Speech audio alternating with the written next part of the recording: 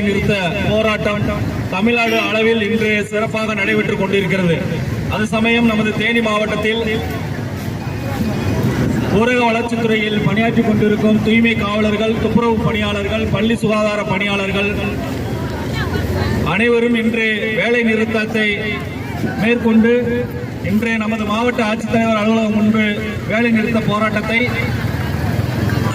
கஞ்சி சட்டியுடன் இருந்து ஆர்ப்பாட்டம் தொடங்க மேற்கொள்ளப்பட்டு நடைபெற்றுக் கொண்டிருக்கிறது. இன்று இந்த தீர்ப்பு போராட்டம் வழங்கிடு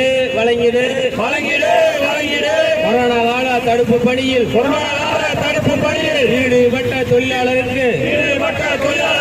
ஊக்கத்தொகை வழங்கிடு என்று சொல்லி போராட்டம் காத்திருப்பு போராட்டம் வேலை நிறுத்த போராட்டம் ஆகஸ்ட் 5